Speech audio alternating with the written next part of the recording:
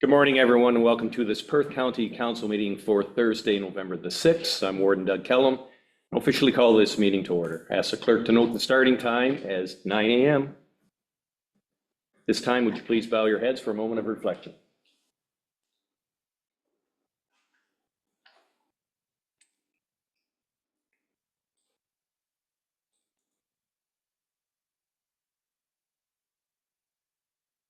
Thank you. We acknowledge that Perth County is situated on the traditional land of the Anishinaabe, who have a long-standing relationship with the land and water throughout the region. We honor and respect the history, languages, and culture of the diverse, Indigenous, Métis, and Inuit people who call this territory home. As a county, we have a responsibility for reconciliation and the continued stewardship of the land on which we live and work. Please note that Councillor Matt Duncan is joining us virtual. Good morning, Matt. Moving on our agenda, does anyone have any pecuniary interest to declare? Seeing none, if it so does arise, please do so throughout the meeting. Confirmation of the agenda. Any additions for the agenda today? Yeah, so through the warden, we do have an addition to item 8.1, it's delegation on item 9.2.1, the application for draft plan of subdivision, Municipality of North Perth, NP 2303, be Pierre Chauvin, partner of HBC. Thank you. Any other additions for today's agenda? Seeing none, I have a motion that reads that the November 6, 2025 agenda be approved as amended. Moved by Councillor Smith, second by Councillor Wilhelm. All those in favor? And that is carried. Moving on to the consent agenda. Colleagues, there are 25 items on today's consent agenda. Are there any items that any of you would like to extract for further discussion? Councillor Kaysenberg. To raise a few questions about item 6.3, if I might. Thank you. Anyone else? Councillor Orr. 6.2. And anyone else? Seeing none, go ahead, Councillor Kaysenberg. Yes, thank you, Warden Kellum. Good morning, Council and staff too. I found myself intrigued at this time. It's not been all that common over the course of my service at the county that we've seen petitions on our agenda. And I've noticed now that we've had two of them from this group with regards to a planning matter that has been on the council table earlier this year, but not yet resolved as I understand it. I think my question here is whether we might invite staff to give us a sense of what proportion of residents of Sebringville actually have signed this petition. I'm curious about the density, if you will, of the request or set of requests that are listed on this petition. And in fact, the one that was about a year ago on a similar matter. I'm quick to acknowledge certainly that this is not on our table, that the OPA 222 is not on our table at this time. And I would like, if I might as well, as a question for staff to know whether progress is being made on this application and whether there is a scheduled date for this to land on our table. Thank you. Who would like to speak to this? Andrea will. Andrea, please.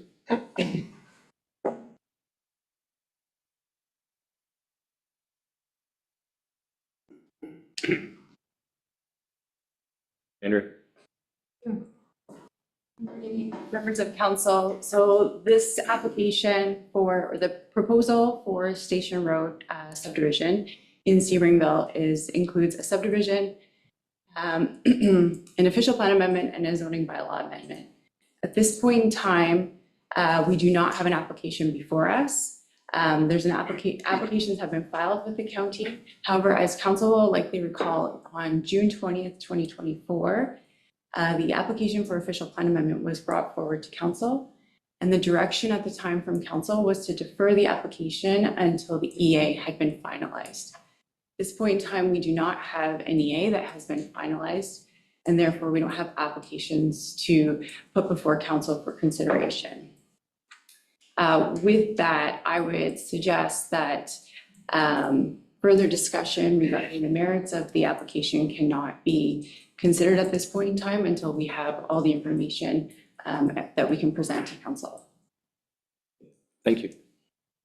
Go ahead. Supplementary, if I can, I would appreciate it if staff could give us some insight, perhaps at a future meeting, or through a memo into our consent agenda indicating a proportion of Sebringville residents or residential homes that are represented by the names on the petition. Okay. Thank you. Thanks, Andrew. Moving on, 6.2, Councillor Orr.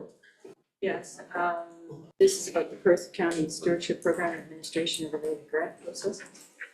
I did appreciate the report, but I do not agree with portions of the report. I don't think this is for us to debate right now, but I do want to respectfully disagree that this matter is resolved. We discussed it and we're going to bring it back at budget time. So for that to be written in that report, Thank you for your comments. Go ahead, Councillor Agates. Through Warden Kellum, I too echo Councillor Orr's concerns. I'm very disappointed that we have a memo on our agenda that does not have an author on it. We don't know who it came from. And I think staff can spend their time a whole lot better than trying to rebuttal something that's been said in this chamber. I do hope that this never happens again. Okay. Thank you for your comments. Deputy Warden Trentowski. Through you, Warden Kellum, with respect to the matter at hand, I too would appreciate that this matter doesn't come up in a similar way. I would anticipate in the future if from council colleagues, if there's questions or concerns about something like a program or something of similar nature, that I guess appropriate due course be taken to advise the warden, give council a heads up that there is a concern, and rather than bring the concerns through the normal reporting or through the course of normal reporting on the status of a program, I would feel more comfortable that the issue be brought through as a notice of motion or other business, rather than bringing the discussion forward through the staff report. That way, council colleagues and staff have a heads up on what the issues are and have the ability to be prepared to have an engaging discussion on the matter. So in future, yes, I would hope that we would avoid a similar situation and take the appropriate steps necessary to prepare ourselves to have a fulsome and engaging discussion. Thank you. Thank you for your comments as well. Councillor Kaysenberg. I weighed in very carefully on this, but I feel that I should. I think this memo is interesting development in the life of perhaps our council and its documentation. And I guess my expression of concern here is that there may be times when in the process of debate, whether calm or heated, that information is shared at this table that may not be fully considered, may not rest in the facts of the history of this council or otherwise. And the interesting question for us as a council is then what is the recourse of staff to correct or to adjust or to add facts to the story that has been presented at the council table? And as I said, I sort of raised this cautiously, but I think that a full airing of the subject, which was raised as Deputy Warden Trentowski sort of mentioned in a rather spontaneous way at the last meeting, and which didn't really give staff the opportunity to fully prepare a response in the moment, is probably not fair to our staff as well. And this seems to be one possible recourse for supporting the introduction of more fulsome information that council can use. So while we may feel at times that this approach is not necessarily one that we would like to see happen very often. I think there are occasions when there will be information that's discussed, that conveyed at the table, but that may not be fully consistent with the historical record of the council, and the opportunity for staff to make that clear, I think is realistic and needed. So I'm not so sure that I agree with some of my colleagues on their concern about this document in our record. I think there's an occasion where this kind of document is necessary to correct things, or to adjust things, or to add more information to things that perhaps was spoken earlier without all the facts. Comments as well? Go ahead. Thank you, through the warden. So the report, I requested a clarification memo from staff on this particular one because there were concerns raised. I will say, as a matter of practice across municipalities, it's not unusual to have a clarification memo in the consent agenda. Our procedure bylaw allows for reports to go on the consent agenda. It's just not a usual practice that we have here at the county level. Certainly when we do the review of the procedure bylaw, it would be great to have that discussion with the council group that's going to do that review when that takes place, so that we can add that as one matter of clarification for direction to staff on how they want those things handled. Okay, thank you very much. Supplementary? Through your warden, Callum, this is the second time the comments have been made about not going through the appropriate channels. I take offense to that because I did talk to the appropriate person about bringing this forward. The idea of coming forward, and I thought I made that clear, I guess not, is that this is going to come up again at budget time. It wasn't for the discussion at the last meeting. It wasn't for the debate. Then the debate will come up again, and I'm going to raise it when we get to budget. So I really take offense that I am being accused twice now that I'm not going to the appropriate people, because I did. So thank you for your comments. Do you think we've had enough of this subject or not? No, Councilor McDermott? I just wanted to make a comment on 6.3. Correct. I know, I'm sorry I overlooked you there. No, that's fine. I think that it would, as people are taxpayers, I think they do deserve the courtesy that they ask 5 questions, that we at least send them a response to those questions. Thank you very much. Any other comments on the questions on the consent agenda? Seeing none, colleagues, I have the resolution that reads that council receives the consent agenda items 6.1 to 6.25, with the exception of 6.2 and 6.3, and approves the October 16th, 2025 council minutes. Moved by Councilor McDermott, second by Councilor Kasenberg. All those in favor? And that is carried. Thank you. Moving on to our agenda, if you realize that we have moved closed session up in the agenda this time. So at this time, I have a motion that reads that council moves into closed session at approximately 9:14 a.m. in accordance with section 239 of the Municipal Act SO 2001 C25 as amended, to consider a matter pertaining to labor relations, solicitor advice, paramedics, and a matter pertaining to litigations, negotiations, a verbal update from the CAO.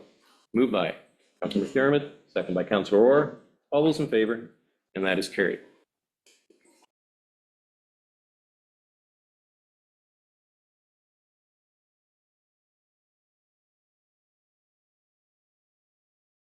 Okay, we're out of closed session. I'm back in normal session.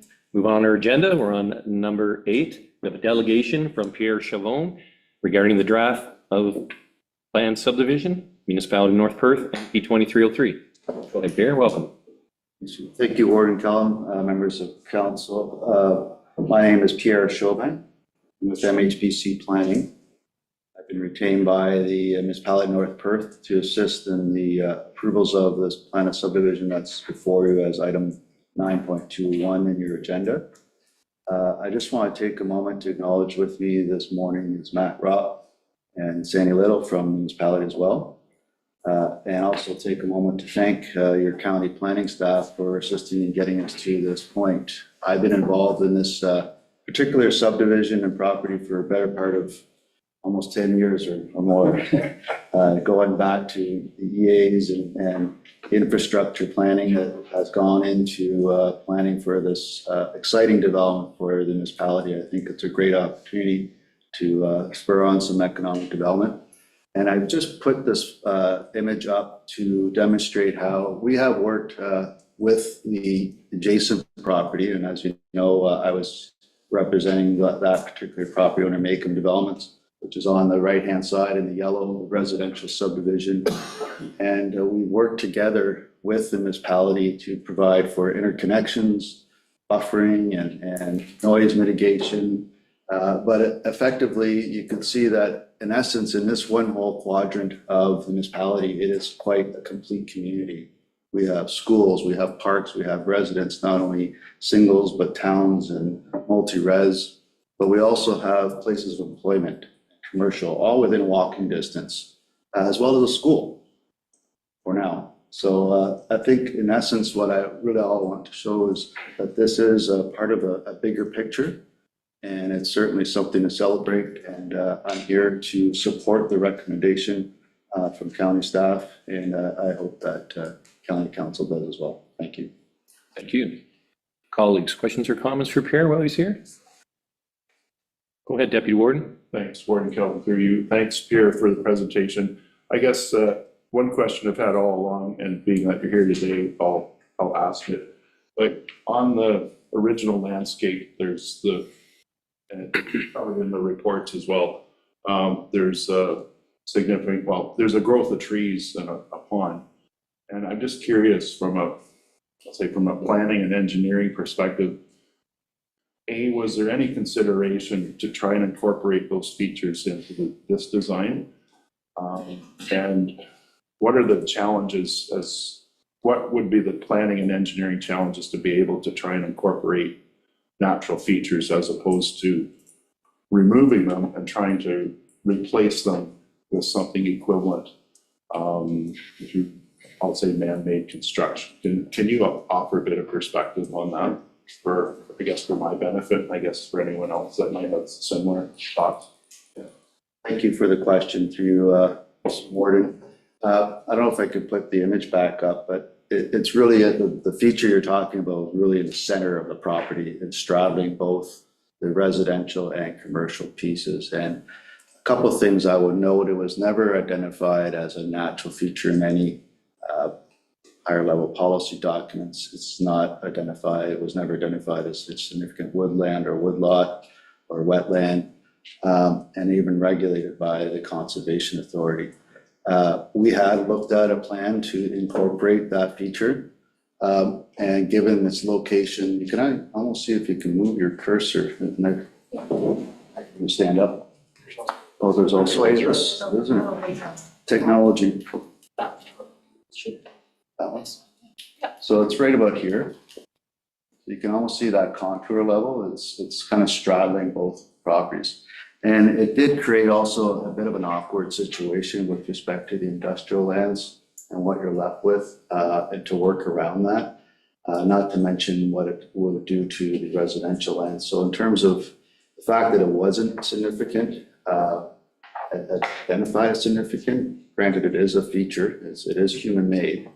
But we do have a large stormwater management pond here that will be naturalized, and that'll be, the intention was that that feature or those functions of that feature would be recreated in that stormwater management pond on site. So it is kind of replacing that feature, or at least the function it was providing. Some have said that there's been sightings of turtles. I haven't seen those, but in any event, if there are some, they'd be relocated to that pond, which is right here, which also serves the residential subdivision. So I think it's a good news story. It also maximizes the efficiency of the land that we're proposing to develop. Thank you. Thank you. Anyone else? Councillor Egges? Through your Warden, for clarification, it talks about the access. So you've got access up 23 highway, right down those two streets? There's access here Yeah, and here. and they're good with that? Yes. Wow, good for you. Had to, yes, and granted, a lot of discussions. Matt could certainly, Rock could attest to the amount of discussions with the MTO. and distance to that intersection. And you could see a slight dip in the road. We have to adjust that alignment to ensure that we have the proper distance between those intersections. So, but that was months of discussions with them. Is that not the proposed roundabout? Pardon me? Is that not the proposed roundabout? Yes, there is a traffic circle there as well. That's good. Yeah, yeah, it is. Yeah. It is a busy road. Well, that's why I wondered if you know, to get access. We can't get access on roads that aren't quite as busy, so good for you. But you'll see that, if I may, Yeah. we're in a, a lot of the intention is to have the access for the highway commercial off these internal roads as opposed to from the highway as well. So we've tried to provide for at least 2 points of access to the commercial here.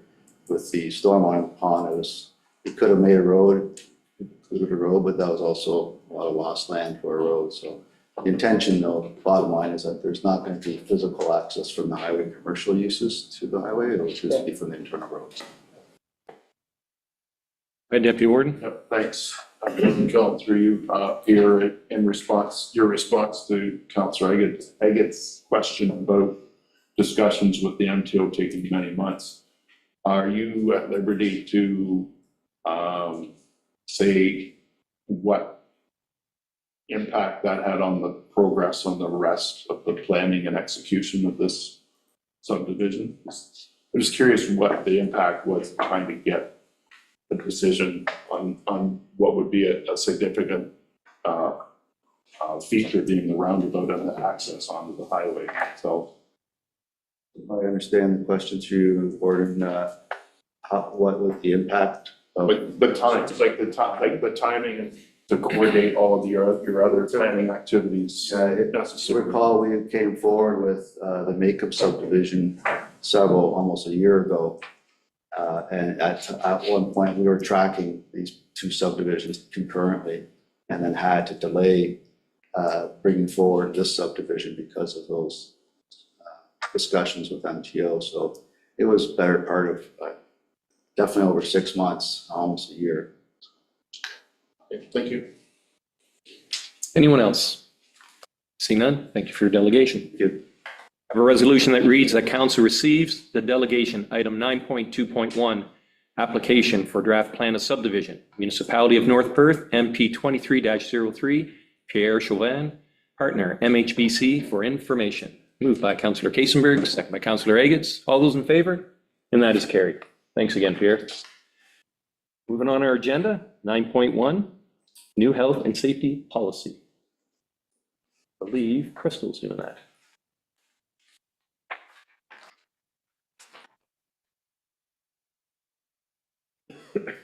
So,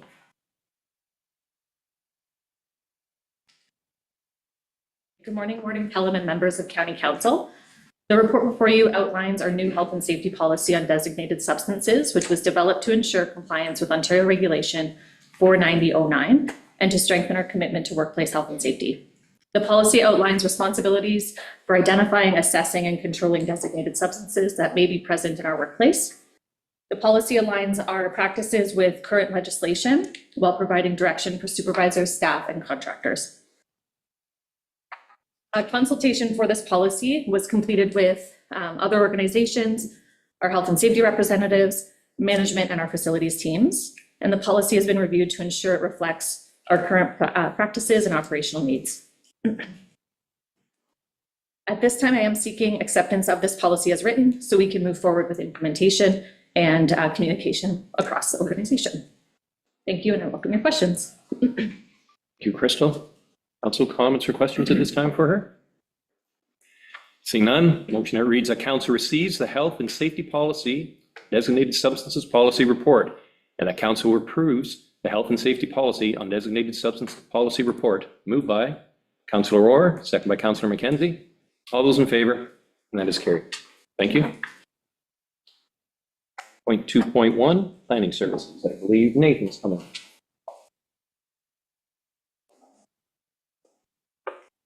Morning, Nathan, and welcome.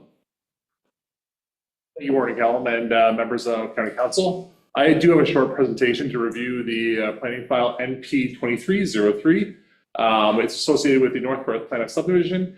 And this is just a subject area located on there, just showing the approximate location just at the north end of Listowel there, so just in the Wolbos Ward. So just a subdivision process map, we go over this at the start of every subdivision application. So currently it has gone through the official plan amendment, Listowel official plan amendment, and the plan of subdivision and zoning review at the municipality of North Perth. This is now coming to county council for consideration for the plan of subdivision. So this would be the only time it would come forward to county council unless the red line revision comes on later on for some kind of amendment. There is some additional follow-up with North Perth. That would be the finalizing the zoning bylaw, subdivision agreement, and a tenant agreement required also. Just an outline of the plan of subdivision. So the plan of subdivision is approximately 12 blocks just outlined there. There's the reference plan and then also just a nicer colored map provided. Just outlining some of the blocks. So there's the 3 commercial blocks. So those are the 3 highway commercial blocks noted as C3. That's kind of the purplish or magenta color. 1, 2, and then there's a small third one down here, just in case you missed over top of that one. And then there is a specialized industrial zone also provided. These do back onto the adjacent residence, so there is some special provisions in the industrial zoning just to reflect that as part of the noise study that was completed. So that's an M1 special zone. That's these 3 blocks here. And then finally the Parks and Recreation Zone, which is the stormwater management pond, which is located up here as well too.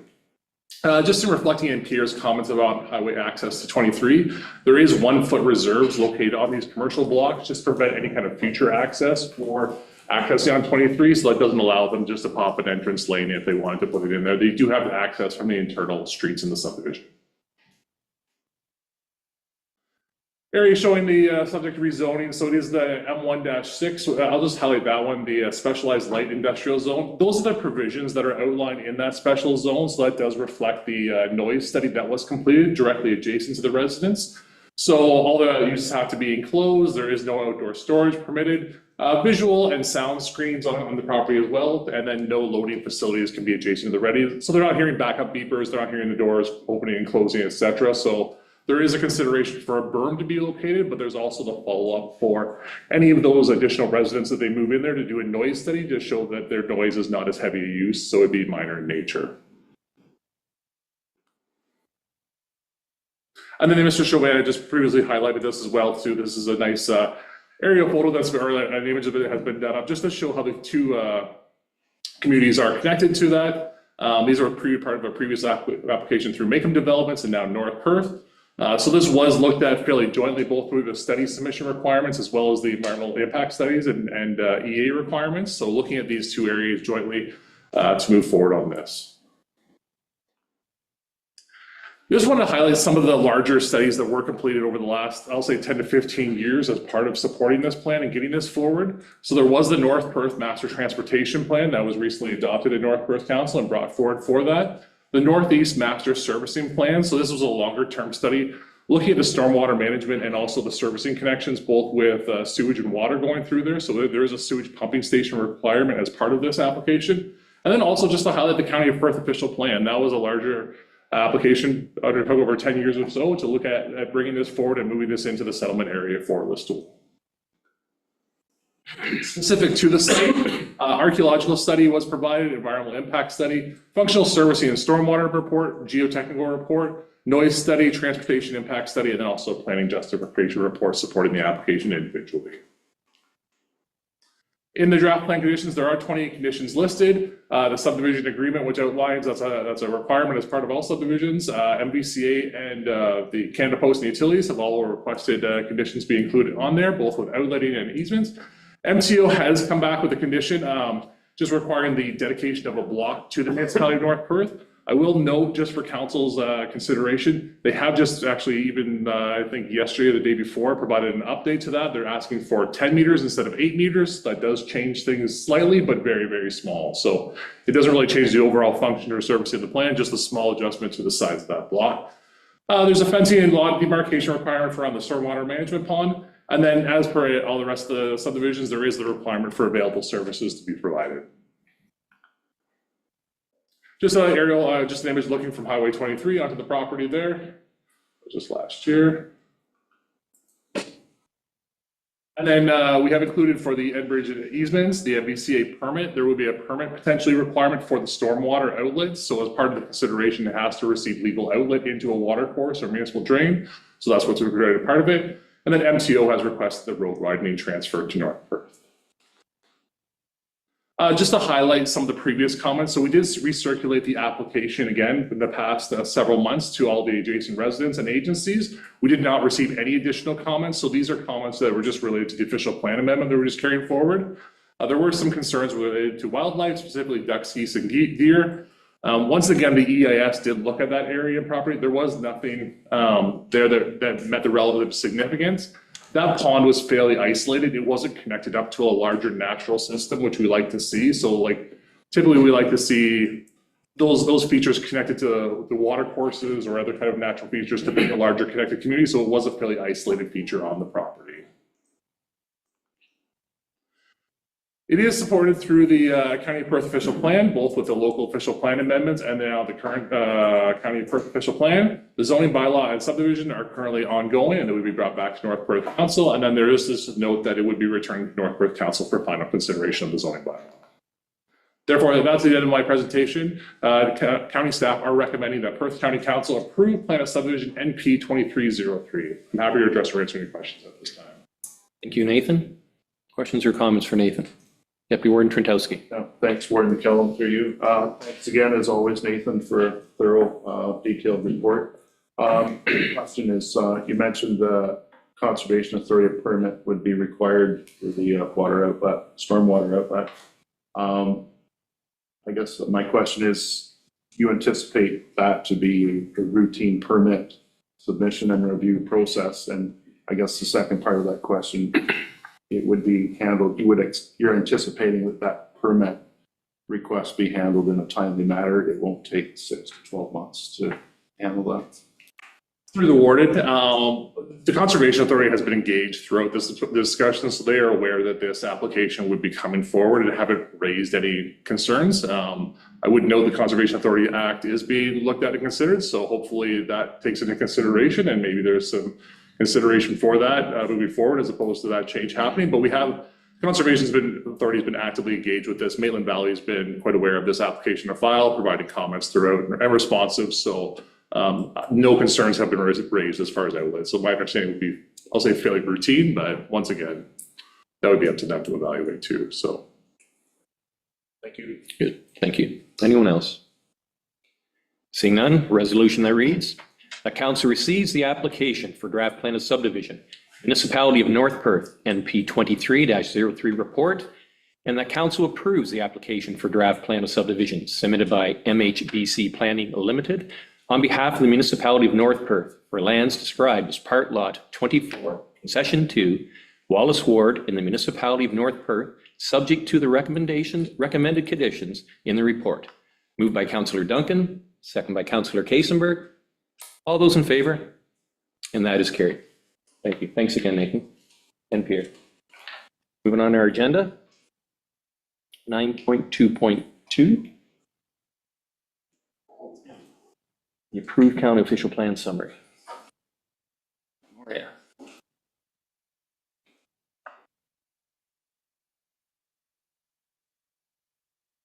Welcome, Maria. Morning, members of council. So before you is a report that was already brought before our lower tier councils, our local councils. It's a summary report that summarizes the modifications made to the official plan. So on September 12th, we received minister approval of our official plan with 79 modifications. Within the report before you is a summary of what those modifications are, as well as a comment matrix that provides the detailed changes, where those changes were made and how we address those. As I indicated, this report has already been before our 4 local councils. It went to North Perth on October 6th. It went to Perth South on October 7th, Perth East on October 7th, and then West Perth on October 20th. At those meetings, we had questions from council and staff on the development permissions within aggregate resources, what the required studies are for development applications, There was some clarification provided on how land needs assessment done by Watson throughout the official plan was incorporated into the official plan that's now adopted. There was also some clarification provided on the modification made between the natural heritage designation and the natural heritage overlay. And then there was also just confirmation that the comment matrix that is attached as part of this report, that it be and is to be uploaded online for public's review, so that the public is able to directly see where the modifications were made and how they were addressed within the official plan.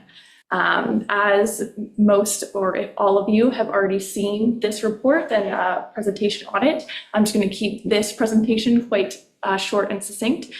So that does summarize my presentation today, but I'm happy to answer any further questions that might arise. Thank you. Questions or comments for her? See none. Thank you. Motion that reads that council receives the approved county official plan summary report for information. We got Councillor Wilhelm, second by Councillor McDermott. All those in favor? And that is carried. Thank you. 3.1, corporate services. Tyler? Perfect. So through the order before council is the September 2025 Forestry Inspector's Report prepared by Marvin Smith, the Perth County Forestry Inspector. Within the month of September, Marvin completed 5 inspections in response to submission of notice of intent and 3 inspections in response to a request from a landowner. Just so council is aware, Marvin is available and the public as well to do those inspections at the request of a landowner if there's any questions about how the bylaw would pertain to the property. If there's any questions, concerns, inquiries, I'd be happy to pass those along to Marvin. Thank you, Tyler. Questions or comments for him? Councillor Eggetts? Through you, Warden Kellum, we always get these reports of where he's been and what he's done, and through our open houses, or whatever you want to call them, that they've been going around with the forestry bylaw, we're also learning that there has been 11 prosecution items happening within the township, and the council does not seem to be aware of those. And I'm wondering if a report could come forward and tell us what those really are, and as we move forward, that we're let know that these are happening. The only reason I know some of them are because people are calling me, telling me. So we used to get that years ago. We were told about any prosecutions that were going along. We weren't always told all the details, but we were told that they were happening, what was in the process and that, but we don't seem to be getting that information any longer. Thank you. Go ahead. Through the warden. So we are working on a report. The prosecutor has been requested to do that. We were hoping that perhaps we'd have room on the agenda today to add that to a closed session item, but given the constraints of the meeting time and the possibility that that discussion might be longer, we didn't want to cut your time short for that particular item. It is coming, so it's already on our plate and noted. Okay, thank you. Anyone else? Seeing none, a resolution that reads that council receives the September 2025 Forestry Inspector's Report for information. Moved by Councillor McKenzie, second by Councillor Smith. All those in favor? And that is carried. 9.3.2 Archives, and is she joining us? There she is. Good morning and welcome, Betty Jo. Good morning. Thank you, Warden Kellum. Good morning, council and staff. The report from Stratford Perth Archives today is a summary of the Archives' proposed budget for 2026, prepared for MSSC's information at their upcoming meeting on November the 20th. And it will, of course, be presented to the committee on the understanding that it is still subject to review by County Council. So as you can see in the operating budget summary that is attached to the report, at this time, Archives' overall expenses next year are expected to increase by 1.4%, or around $12,000. This change reflects increases due to inflation to maintain current service levels. To put the proposed budget into some context, the report also includes information about Archives' accomplishments this year and our priorities for next year. I won't go into any more detail about those at the moment, but I'm certainly happy to respond to any questions or comments that council may have, and I'll thank you for your time. Thank you for your report, Betty Jo. Questions or comments, anyone? Councillor Eggetts? No? Good morning. Through you, Warden Kellum, I hear what Betty Jo said, that yes, it's subject to council looking at it, but I don't know, going forward, is there some way that we can see the budget before this happens? I understand why they're here this morning, 2 weeks we have MSLC, but it would be nice for county council to see our whole budget, where we're at. And if we're gonna make modifications, I'd sooner do it beforehand than after it's already gone to this committee. Then we gotta go back to committee and say, oh, yep, now we wanna change this. Just something to look to, maybe, can't do it this, change it this year, but in future, I'd like to see our budget, like, at least before we see this. Thank you. Through the board, we'll definitely take that under advisement. We'll have a discussion with staff. Okay, thank you. Resolution that reads that council receives the Stratford Perth Archives 2026 proposed budget summary for Municipal Shared Services Committee report, and that council approves the report for submission to the Municipal Shared Services meeting of November 20th, 2025. Moved by Councillor Orr, second by Councillor McDermott. All those in favor? And that is carried. Thanks again, Betty Jo.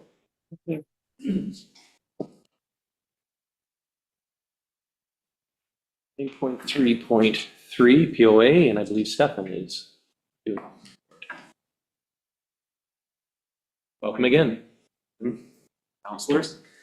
Through the warden, this report provides an update on activities of the Provincial Fences Court until the end of August 2025. The report also provides budget information as required by the Municipal Shared Services Committee for the November 20th, 2025 meeting. We ask that Council receives this report and also approves the report for submission to the Municipal Shared Services Committee for their meeting on November 20th. And with that, if there are any questions, I'm happy to answer. Thank you, Stefan.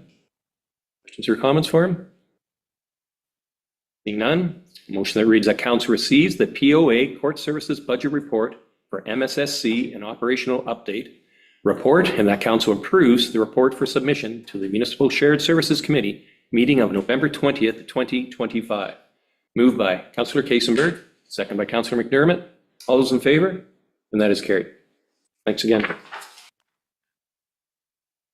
9.3.3, 2026 fees and charges bylaw update. Welcome, Corey. Director of Planning, Andrea, will be joining me as well. Okay, come on up. So the report before you is essentially related to the 2026 fees and charges. The report proposes some revisions and additions to the fees and charges bylaw. To note, within the bylaw, there is a provision related to inflationary impacts. That in provision and calculated CPI for the last 12 months ending June 30th, 2025 was 1.99%. Majority of the fees increases within this report are related to those inflationary increases of 1.99%. But there was a review done on planning application fees done in the summer and fall months. And that was performed by planning staff with the upper and lower tiers. And I'll move it over to Andrea to provide that update.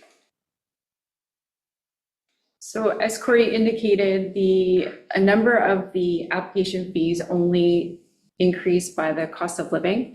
However, of note for council's information, there was, as Corey indicated, we did do a survey. A number of the application fees did increase, and that was based on lower tier staff input through the fee survey. Most notably, the changes were based on engineering costs that your staff, when your staff engaged VMROS, there is an attempt to try to recover those costs in terms of processing applications. And so you'll see that the second table that is in the report, the county costs only increased by cost of living, but the lower tier costs were what changed the overall application fee.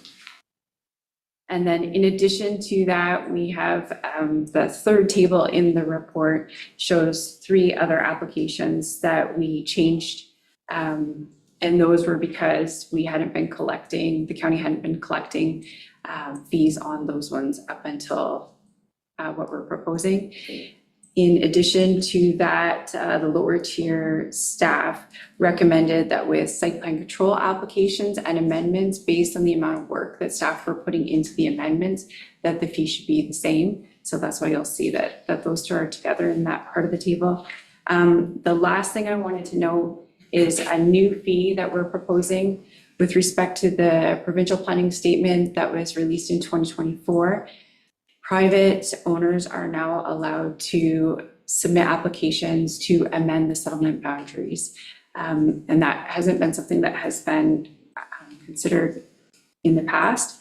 So we did not have an application fee for that. We'll also be drafting up an application form with the support of lower tier staff. And so because we haven't processed these types of applications yet, we did reach out to a number of our colleagues in adjacent municipalities.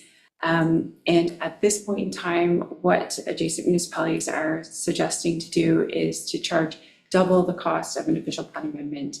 We feel that based on the number of studies that would be required for these types of proposals and the amount of staff time that will go into these applications, we feel that it's appropriate to start with doubling the cost. Once we receive one, we can keep a closer eye on how long it takes us to process them, and potentially that fee would change. It's also important to note that if we had an appeal on these types of applications, we feel that it would take one staff member of their dedicated time to just prepare for that hearing, and then the hearing could last weeks if that were the case. So we simply just try to capture cost recovery through these application fees, and work closely with your staff in each of the lower tier municipalities. And sorry, did you want to add about the additional fees and charges? The only additional fee on there is that we do get requests for standby of our paramedics related to special events. We've added a fee in there that it would recover the actual cost of providing standby of our paramedics, both the time of the paramedic as well as the ambulance itself. Outside of that, we're happy to answer any questions. Thank you. Questions or comments for either of them? Councilor Orr? Can we review this yearly? We do review it yearly. If it's not outside of our inflationary increases, which the bylaw does come into play, we would just bring an information report to council related to those inflationary increases. But if there's additional fees, we do look at additional fees on an annual basis. Can I just make a comment in page 190 in the clerk's division? I'm just concerned some of these freedom of information requests, they are time consuming, and I don't know if we could track that. It seems really inexpensive what we're charging for how much staff time could take. So through the warden, anything that comes through the freedom of information request is actually legislated. So those fees are set by the province. And in addition to that, through the warden, if there's increases legislatively, our bylaw provides a provision to increase those fees as legislation acts with increased fees. Anyone else? Mr. Kasenberg? Again, tread carefully into this, but it certainly intrigues me that, the costs of planning applications has an impact on the cost of new homes that are being developed and made available in the marketplace. And I cannot say that there's anything wrong with these prices. However, we hear both senior levels of government talking about the cost of housing affordability and proposing various actions, including around development charges, to try to reduce the costs of new housing in particular. It strikes me that there's a place potentially for advocacy to the province to say, on some of these costs, you could pony up the money to pay for this. To relieve the cost burden that homeowners and apartment builders are facing in the broad context of this. So I am intrigued, perhaps this gets referred a little bit later in our meeting when we talk about delegations to the ministers, about the possibility of putting forward a proposal that at least some of these costs, and they could be identified by our planning department and treasury, the province should be asked, what are you going to do about them? Why aren't you considering paying those on our behalf, essentially, so that we can do the work that you've mandated to us, and that homeowners, or those who are trying to get into the housing market, can see some relief from the costs of housing. Like that. Thank you. Deputy Warden? Through you, Warden Kellum, further to Councillor Kasenberg's comments, I would agree with them. Infinite number of percentage points. Just as a point of information, conservation authorities have had this discussion with the province, and perhaps Councillor Duncan can attest to this as well. As chair of the Upper Thames Board, I can say that Upper Thames is not at 100% cost recovery. It's significantly less. We're at 45 to 50%. The province made those appeals similar to what you're suggesting. The province has not responded with the prospect of additional funding. Nonetheless, I would support your position, Councillor Kasenberg. My only advice is, given on the basis of the experience I've had so far on this type of issue, we really have to do our homework, and we really have to make a very strong and compelling case to do so, because if the costs are recovered through the fees, then they have to be recovered through the levy. And that's it. That's the crux of the matter. So I'll just leave my comments there. Thank you. Thank you. Anyone else? See none. I have a resolution that council receives the report titled 2026 Fees and Charges Bylaw Update, and that council amend Schedule A Bylaw 4004-2024 Fees and Payment to include the Settlement Area Boundary Expansion Fee, and that staff be directed to present the necessary bylaw to repeal and replace Bylaw 4045-2025. Moved by Councillor McDermott, second by Councillor Wilhelm. All those in favor? And that is carried. Thank you. Point 3.5, third quarter variance and year-end projections. Maureen Daniel, welcome.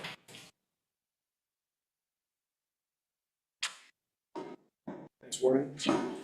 Morning, County Council. I'm here to present the county's third quarter budget variance report for 2025, highlighting key financial trends and year-end projections. The county is forecasting an overall operating deficit of approximately $588,500 by year-end, assuming external shared services remain on budget. The shortfall is primarily due to increased costs in the roads division, especially within the winter maintenance program, which saw elevated demand following one of the most severe winters in recent years. Rising fuel and material costs have also contributed to the overrun. To address this, staff proposed using the roads reserve to fund this deficit.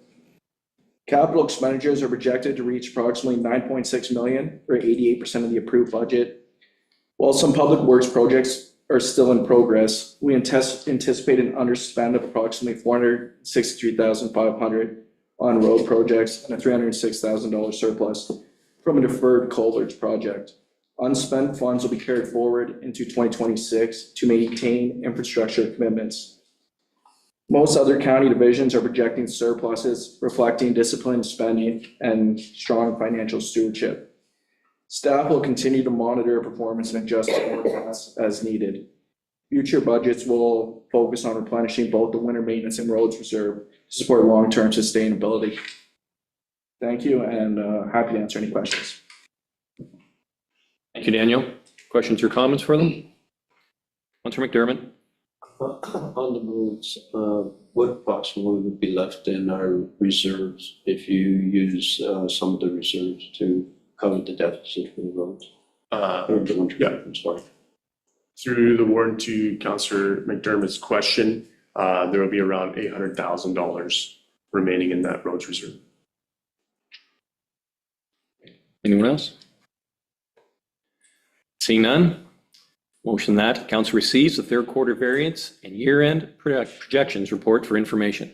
Moved by Councillor Duncan, second by Councillor Orr. All those in favor? That is carried. Thank you.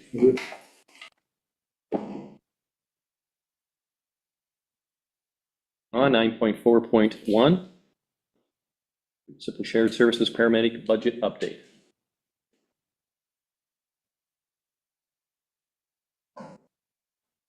Through the warden, this is the municipal shared service report going to shared services the next in 2 weeks. And so this is our budget update, same as some other departments have presented. So just a couple of things, the reports before you, a couple of things to highlight. In 26, with respect to some of our priorities, is to present you with a master plan that we're starting to work on this year. We'll finish into next year. We will be rolling out the MPDS, which is more information to come to council. I have put this in some of the update reports that the medical patient dispatch system is a new triage system the province is rolling out, and that will come to our region. So we're going to see some differences in terms of how we move ambulances around. And as a reminder as well, our tiered response agreements with our lower tier municipalities will be changing as a result of this. We will be looking at the possibility of how we're going to place and where we're going to locate the Listowel response station. Those sorts of things are in there in terms of priorities. Continue to invest in our first responder wellness and retention strategies. We're going to be looking at vehicle safety through driver feedback systems. Continue to refresh the public access defibrillator program, as well as our recommendations regarding our CMC program. And the work that Chris is doing will come forth in 27. So some of our budget drivers are the WSIB costs continue to remain high. We have some staff that have just actually returned to work. We're working hard at doing whatever we can to make sure that we can either accommodate and bring back staff back to work after they go off on any kind of claim, but in particular mental health. And we will be partnering with an organization or working with an organization that helps the difficult cases, WSIB, to make sure that we are doing everything we can for those people and get either finding them work, getting them back to work as quick as possible to for their own mental health, but also for our to contain our costs as well. We do anticipate, we aren't adding any more response resources, but we do anticipate due to backfill hours, parental leave, those vacation, those types of things, that we are adding an additional 3,000 hours next year to run the service. Union negotiations are on the table as well. So starting January 1st, 2026, we're working towards negotiating a new contract. And the Ministry of Health continues. I've had conversations in the past with this council about the additional adding new medications like pain control in the field and those types of things. And we're at a bit of a green light, red light, yellow light from the province in terms of if that's going to happen or not. So I keep rolling that forward into our budget cycles to see if when that comes down the pipe, if we're going to be implementing some new tools in our community. So those are the key drivers. And then you have also the operating budget report before you. And obviously Corey is here to answer any questions, and myself, and I'm pleased to do so. Thank you, Mike, for your report. Questions or comments for it? Seeing none. Motion that council receives the Municipal Shared Services MSSC Paramedic Budget Update 2026 report, and that council approve the Municipal Shared Services MSSC Paramedic Budget Update 2026 presented at the November 20th, 2025 MSSC meeting. Moved by Councillor Kasenberg, second by Councillor McDermott. All those in favor? And that is carried. Thanks, Mike. On our agenda, Councillor, are there any reports you'd like to request from staff at this time? Seeing none, we move on to bylaws. First bylaw is that bylaw 4045, 2025 be read a first, second, and third time and finally pass the 6th day of November 2025. Moved by Councillor Wilhelm, second by Councillor McDermott. All those in favor?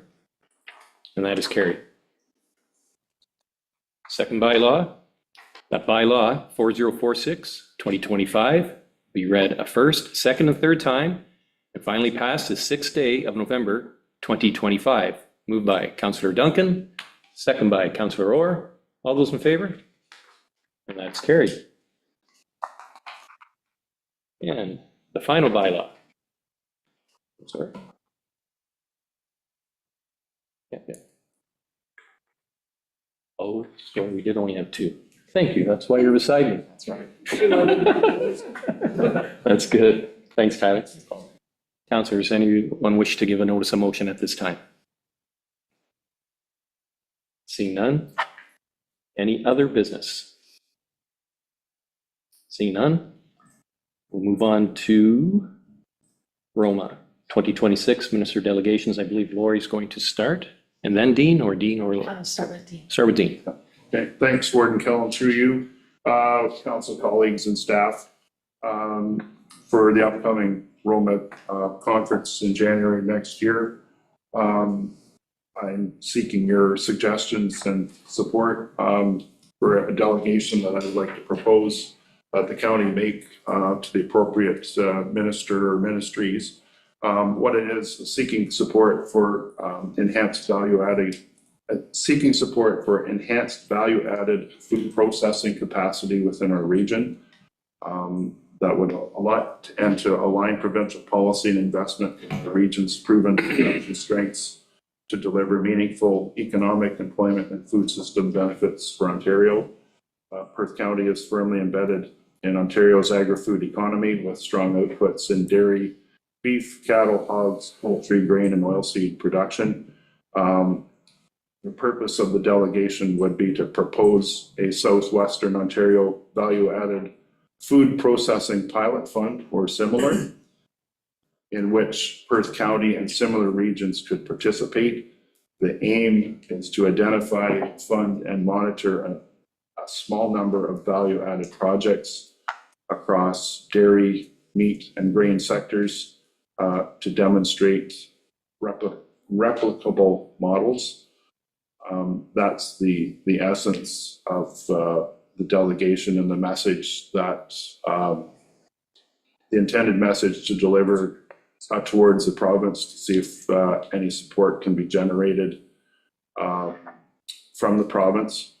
I had submitted, I guess, the concept and my thoughts through the warden to staff, and thanks to Meredith Forget at Economic Development to the language in such a way that the idea could be communicated in a short and succinct message as possible. And I guess that from my own experience, having been on county council for a short time, but also through my experience as a West Perth councillor, being involved in various committees such as economic development, having gone to different meetings through the within the county, within the agricultural community, and sometimes outside of the county, whether it's Western Wardens or even partners in Stratford, St. Mary's, and adjoining municipalities. It seems like the right time to make this appeal to the province for their interest, participation, and support. Given the current global trade climate, it just makes a lot of good sense to do what we can to strengthen our own agricultural industry here at home. It would be the benefit to our lower tier municipalities, to the county, to the province, and to the country. So with that, I'll turn it over to staff for any comments, or to my council colleagues for their comments and suggestions as well. Thank you. Thank you. So through the warden, Roma is our next conference.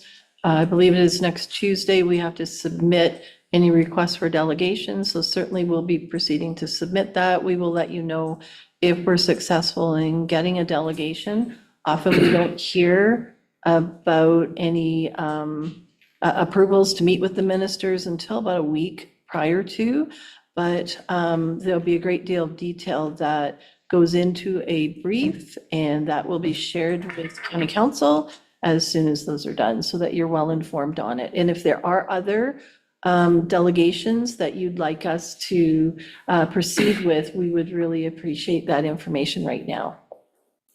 Thank you. Any comments regarding this one?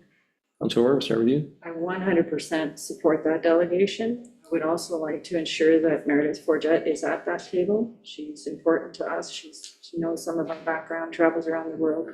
I would like to see her at that table when we go. So through the warden, we do line up the delegations with those who are able to attend. Thank you. Councilor Kasenberg. Thank you, a very timely Deputy Warden, thank you for that. At a meeting of the North Perth Economic Development Advisory Committee yesterday, this very idea was sort of talked about by a farm representative on that committee who highlighted the scope of the problem. And so I think this is remarkably timely, and in fact, there could indeed be additional opportunity to have farm representation beyond the political level at that delegation should we be successful.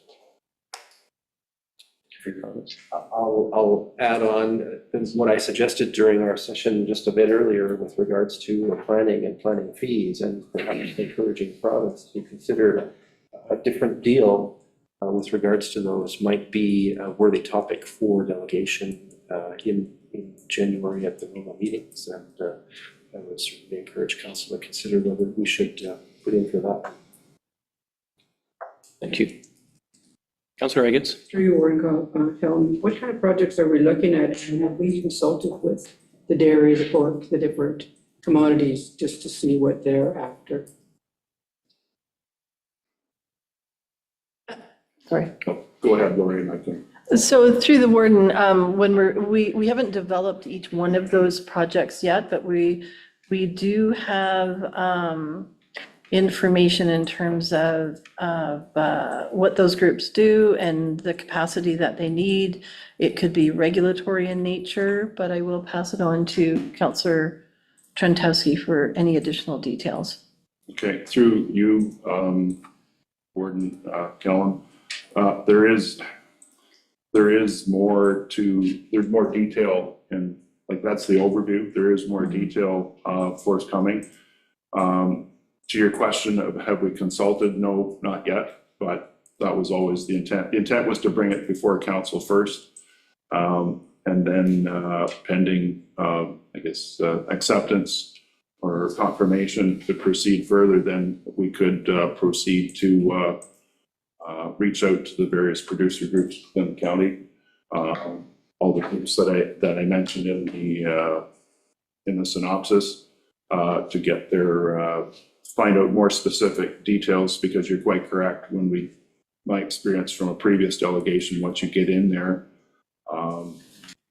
present the main subject and then provide them some specific details that the minister and his associates could grab onto to carry forward. So yeah, that would be the next steps, would be to reach out to the groups within the county, give them a heads up on what we're intending to do, get some feedback from them, and as Councillor Kasenberg suggested, find out who would be available to accompany us in the delivery of that delegation. I'm still not totally clear on what we're delegating for. We talk about projects. What projects are we delegating? What am I missing here? Well, okay, I'll get into specifics if I might, Warden Kellam. So when we have the roundtable with, when the Perth County Federation of Agriculture hosts the roundtable annually in the spring with MPP Matt Ray and MP John Nader, the consistent message that I've heard is hogs. From the hog producers, they have to ship their hogs across the border because there's a lack of local processing capacity. So what can the province do to help get through the capital expense? What can the province do in cooperation with the federal government on the regulatory side in terms of the licensing, transportation of animals, like there's a myriad of different details that the province and the federal government could help with the hog industry, dairy side of it, lack of local processing capacity. Milk is transported out of the side of Perth County to another jurisdiction to be processed, and then be turned around and trucked back across the province to be distributed and sold. I could go on, like grain farmers processing soybeans, edible beans. What can the province do to assist not only the producers but the processors to amplify the efforts that are being made to grow the food, process it, and transport it to reach it, to get it to markets. These are the kind of the broad ideas, the projects that we're trying to touch on, and we would look towards the ag community to provide more details on specifics, so that we can bring that to the delegation to kind of give them a sharper focus on what we're looking for. Councillor. Just a quick question. I understand this is agriculture, but is it also within our preference to maybe an economic minister, like somebody else, like more than one, maybe take it to more than one minister, because it is an economic component to, plus an ag committee component to it. I don't know how much time everybody has and things like that, but there seems to be, it's a double thing, like it's ag and it's industrial, if you want it, or whatever development. So maybe a different minister might be able to give some impetus and some help to it. Through the warden, that's a great point, because when we put our applications in, we do consider who else should we ask? And then we have submitted in the past to multiple ministers. When they receive it, they will send it back and they make the determination, sure, you can go to all of them, or no, your ask is best dealt with by this particular ministry. So that is a practice that we already have established in submitting those. Good, thank you. Anyone else? Okay, thank you. Do you need any more? I guess, sorry, through the warden, I guess for the development of it, we generally have in the past just gone ahead and submitted these, but perhaps it would be great to have a motion now just to say that council supports us following up on that and making those submissions. Okay. Yeah, so through the warden, the council supports the presented topics for applications to delegate at Roma 2026. Okay with that? Can you read it again, please, Tom? Absolutely. So through the warden, that council supports the presented topics for application to delegate at Roma 2026. I would support that. I would move that. Okay, moved by Deputy Warden Trentowski, second by Councillor Kasenberg. All those in favor? And that is carried. Thanks for bringing that forward. Okay, moving on to our agenda. It's that time of year again. 13.2 for the warden and deputy warden election nomination intent. I'll start off just a little quick. I can tell you that this past year was the quickest in my 19 years serving in politics. Spent a lot of time with Tyler and Lori and deputy warden over there. Yes, there have been challenging times, but very rewarding, and I would not trade it for anything. I truly respect what past wardens went through. It's a lot of work. As I mentioned coming in here this morning to Bob and to Tyler, after tomorrow's round table in Cambridge, I get 5 weeks of holidays at Ideal, and I have 3.5 days left that I've used to fulfill my duties. So those 3.5 days are going to be spent Christmas and the next year, the 5 weeks with my family. So that being said, no, I will not be running for ward. Start over here. Congratulations and thank you for your service, and I will not be running. Okay. Deputy Warden. Through you, Warden Pelham, I'll echo Councillor Wilhelm's comments. Thank you for your dedication and your service. We hit the ground running right from day one, and you've been very steadfast and very positive and upbeat throughout the entire year with all the different challenges and tasks that were laid before us. So thank you again for your service.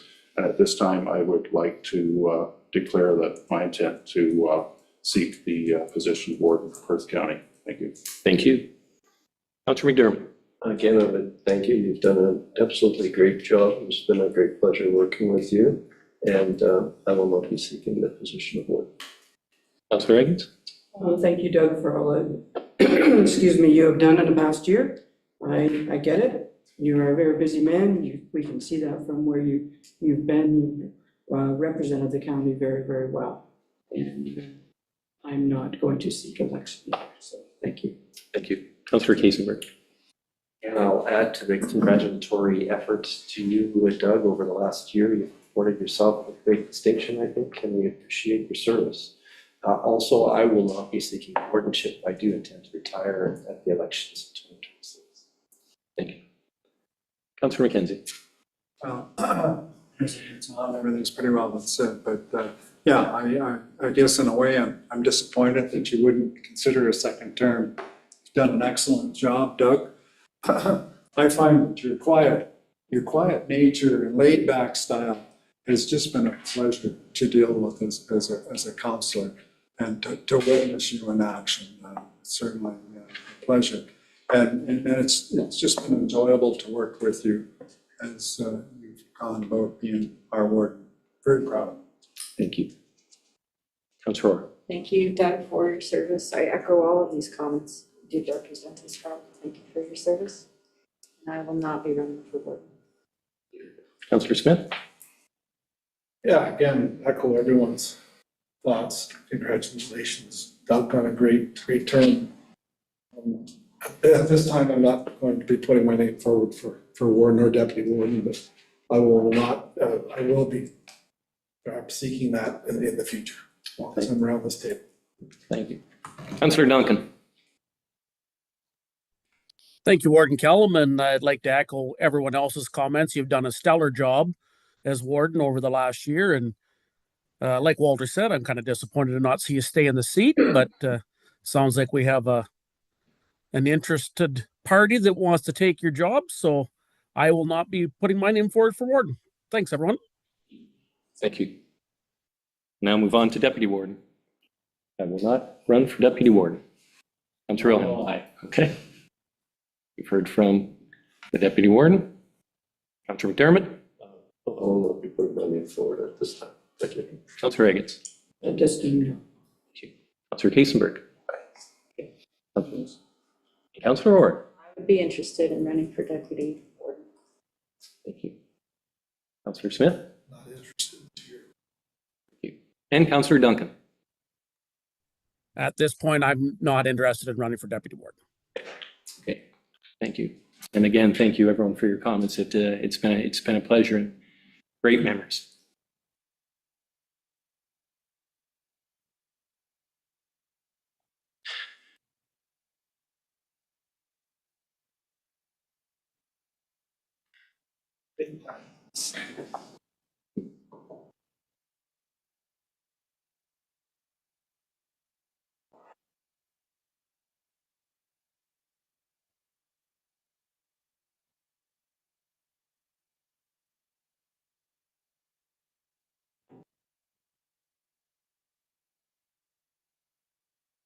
Are there any announcements?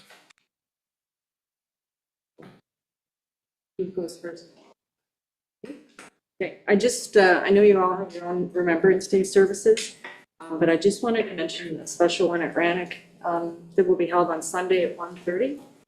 I mentioned this time because this year we're going to lay a wreath in honor of Jim Aitchison, as it was a year ago that he went into hospice. So if you could make that service, we'd like to see. Okay, thank you very much. Anyone else? Actually, this probably should have maybe been under other business, but I just wanted to comment on the road show that the tree bylaw people did. I think it was excellently handled. Certainly the only time at the lower tier that we ever have a one-on-one meeting with Marvin or the prosecutor, and I think it was worth their weight in gold to figure out who does what, you know? And I thought it was well done. Thank you for those comments. Anyone else? Matt, you're okay? Good. Moving on to our agenda, we have the confirmatory bylaw. That bylaw number 4047, 2025, being a bylaw to confirm the proceedings of Council of the Corporation of the County of Perth at its regular meeting held November 6, 2025, is read a first, second, and third time, and finally passed November 6, 2025. Moved by Councillor McDermott, second by Councillor Wilhelm. All those in favor? That's carried.